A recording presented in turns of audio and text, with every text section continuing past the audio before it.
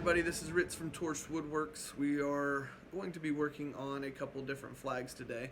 It's a beautiful day here in the North Georgia mountains. Sunny, 75, no humidity.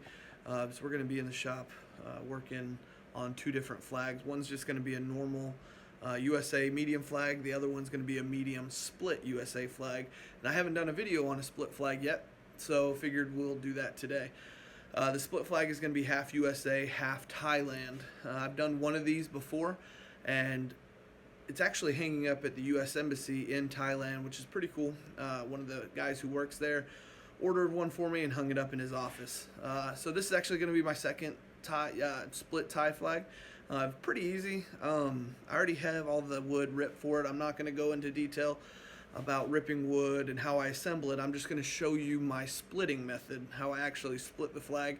If you need to figure out how to assemble the flag, how to rip the boards, I have a video on that. Just check out my channel. It's a 30-minute tutorial about how I assemble my flags, so go check that out. So what we're going to do is I'm going to lay out all my boards first, and then we'll get started. All right, so what you have to do with this, or what you don't have to do, the way I do it, for a split flag, you get everything ready and you just put it together, just kind of like this. You want to clamp it so that it's going to be clamped the same exact style for whenever you're putting it together. That way the lines match up right. It is really important during this step, if you have a rig like this that you put it in to get it square, to make sure everything is hit against this thing so that it's completely a 90-degree angle. The reason for it is because it needs to be perfectly square when you put it together, because if you draw the line out here and in the further steps you stain it according to this line and everything like that, and then whenever you put it together and when you put it together and it's square but it wasn't square the first time you did it, then your lines will be off and it'll look weird.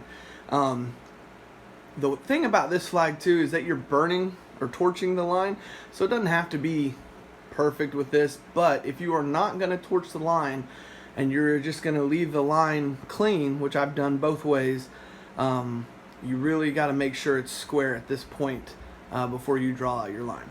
Alright, so let me get the camera set up on the tripod and I will show you how I draw the line. Pretty simple. These next few steps are, really this whole thing's pretty simple, but anyway, so let me get it set up. Alright, so what we need to do now is I just take a straight edge ruler, pretty simple, go to that corner because they wanted it corner to corner. Alright, make sure it's completely at the corner where it needs to be. Alright, do it on both sides right there, get your pencil. And all I do is hold it. You can clamp it down, but I just hold it and then draw your line. With this one, because it's torched, I don't need to do a fine line. If it was just if it was where I wasn't torching the line, it would be a little bit different. I would make a very, very thin line with it.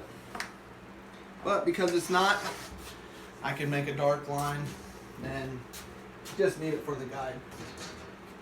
So anyway, that's the step. That's that next step right there.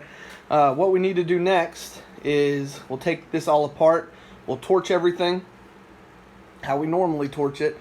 And then the next step would be how we do the staining with this style of flag.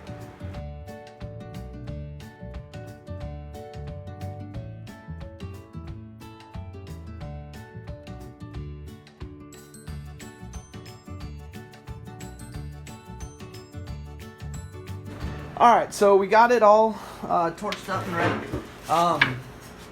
The next step is, I got it all numbered 1 through 13.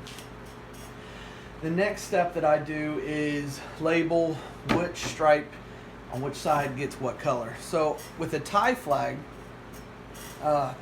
you have red, white, blue, white, red. That's how it's set up. So what I do with my split flags with Thai, I do 2 red, 2 white, 5, or is it white? Yeah, 2 white. 1, 2, 3, 4, 5 blue, because that's the bigger section in the Thai flag, and then 2 white and then 2 red. So I'm going to be obviously doing this with a split with the U.S. flag, so it's going to go red, white, red, white, red, white, all the way down. So what I do is flip them over, and I already got them numbered, like I said, so that it'll make it easier whenever we're assembling back. I don't have to flip it over to look. All right. Hopefully I'm still in the shot. Okay, so on this side, it's going to be red because this side is what? Oh, nope, sorry, I take that back. This side, oh yeah, I'm right. Yep, so this is the American flag side. This is the Thai side. Okay, so what I'm going to do is, something doesn't seem right. Hold on. Oh, I know why it's back. Because usually I put the numbers on this side, but for some reason this time I put the numbers on this side, so it has me screwed up. Anyway, so this side is the American side, this side's the Thai side. So we're going to go, this is obviously 13 on a U.S. flag is red. So I'm going to put red, white, red, white, red, white, red, white, red, white, red, white, and red. All right, so that has the American side done. So with the Thai flag, these are going to be red, and this is going to be red. All right, so this stripe right here will actually be completely red. All right, so this side is going to be red on this side, and it's going to be white on this side, so natural.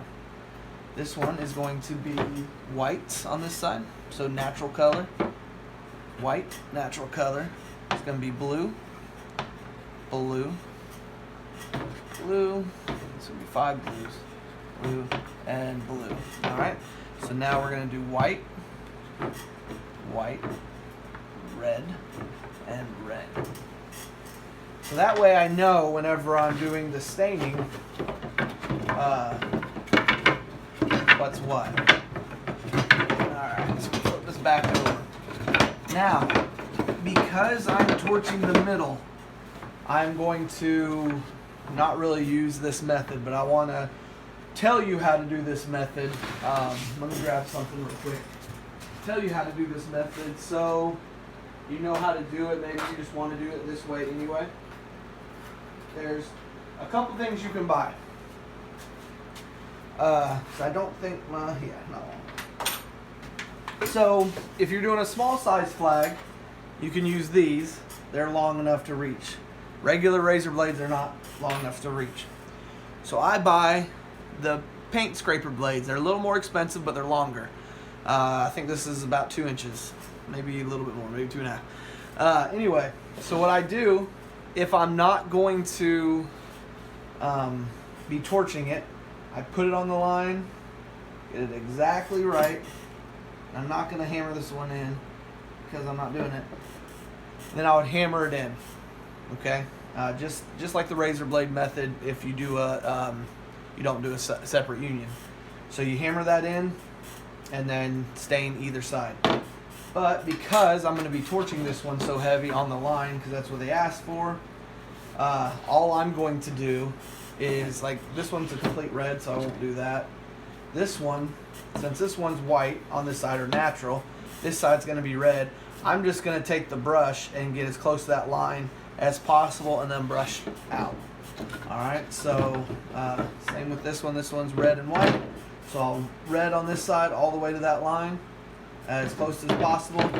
This one's white and white, so that's all natural. So what I need to do with this, if you have some that are all white, which I think this one's probably going to be the only one. No, there'll be a couple up here, one up there too. You'll have to sand out your mark and then retorch it, because I think there's 2 stripes, because they line up with the USA side, the Thai side. That'll be completely natural. So just sand out that mark and then torch over it. All right, I'm gonna go get my stains ready, and then we'll come back and I'll show you a couple and then I'll do the rest in fast motion so you don't got to see me do the whole thing. All right.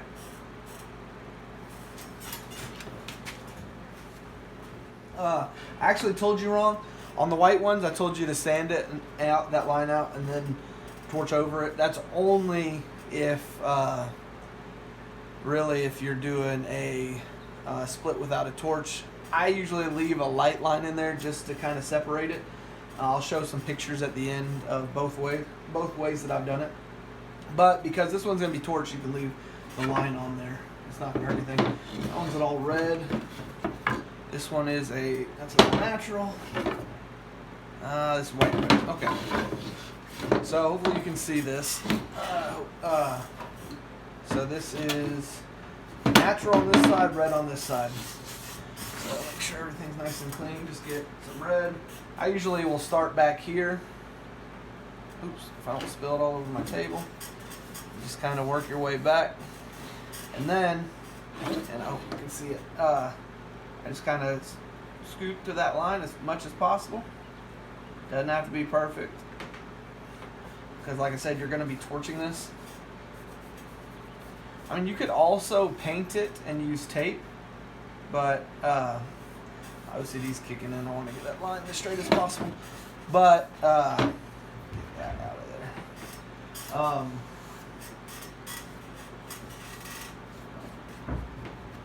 But when you torch it, paint tends to, excuse me, paint tends to burn bad, so you end up getting a really, like a gray mark instead of a black, where stain, it is naturally, alright, so this one is all red, let's do that. Alright, this one's red and blue. Alright, so this one, it's going to be red on this side, blue on this side. So we don't need a ton for this side, so let's go ahead and get all this done. Hopefully you can see it. And then just work your way over that line. These foam brushes work really well because they have a pretty good line on it. And like I said, just get as close as you can. You don't want to get too crazy with it. Alright. And then back that way. I'm trying to do all the reds that I can.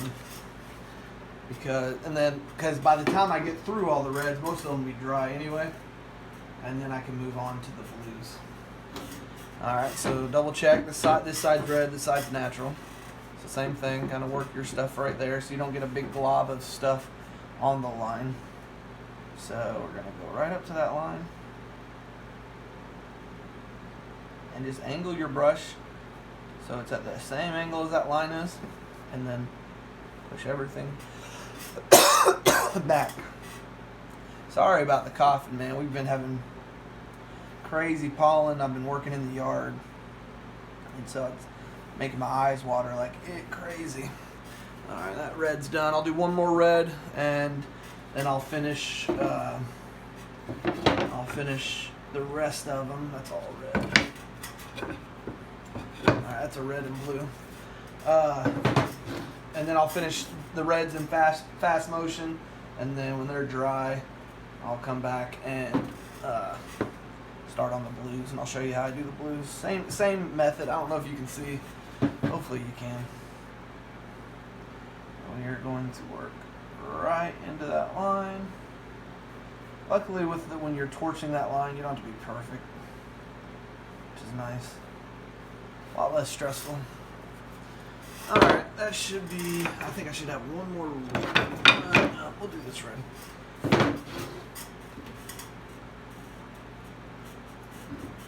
So there's talk that these Minwax colors, you know what, let me lay these down so they're not blocking. Well, we'll just drop it, that's awesome. There's talk that these Minwax, actually, they're going to be discontinued, and Minwax is coming out with a new water-based stain with different colors. So everybody's kind of freaking out about it. Hopefully, they won't be too different. blue, white, red. Okay. Hopefully it won't be too bad. Some people have used it already and they say it's pretty good, but as soon as I know and I try it out, I'll let you know how it works. Like I said, hopefully it won't be too big a difference. White. I think I only have one more red besides the complete red ones. Yep, so this side's red. Alright.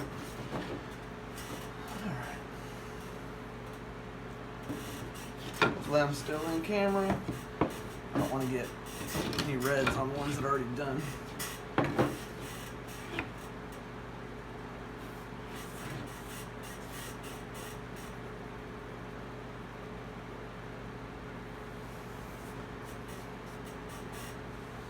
Alright. Now I'll do the complete reds and let that dry, and then we'll come back and do the blues. Oh, if I step on it, awesome. So these are going to be the ones that get the blue. There should be 5 blue sections. So these with the red, and then these two with the white on the other side. So we'll go ahead and get this started. It's the same thing. I mean, these aren't all the reds aren't all the way dry, but that's okay. Like I said, they don't got to be perfect, luckily. So just work our way up to that. And I'm gonna have to flip it because I'm right-handed and I'm not really good with painting with my left. So we'll go ahead and get this one all worked up, and then we'll just kind of work it up to that one. That, and then work our way back. Hopefully I'm in video when I do that. If not, I apologize. Alright, so that one's done. So let's move that right there. Oh man, I'm dry. There we go. Alright, that's a little spot right there. Alright. So this one is white on that side, and it's blue on this side. So let's flip it so that I can do it. And make sure I'm in the screen. Move these down. I can kind of do it up farther so you can see it. And let's move this on this side so that I'm not dripping it across the white sections. Alright, so go ahead and paint all this. Alright, just kind of work your way up to that blue.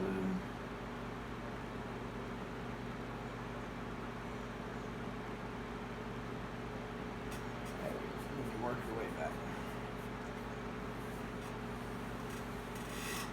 And that one's done. Mix it right there.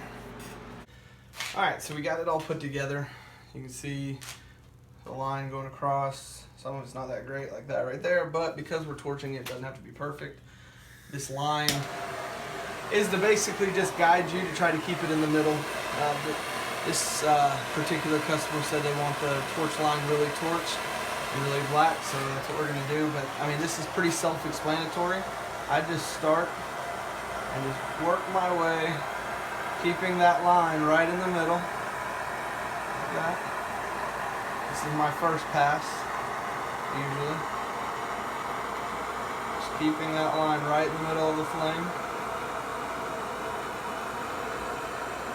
And just staying even on my how fast I'm going down this line, just trying to stay even.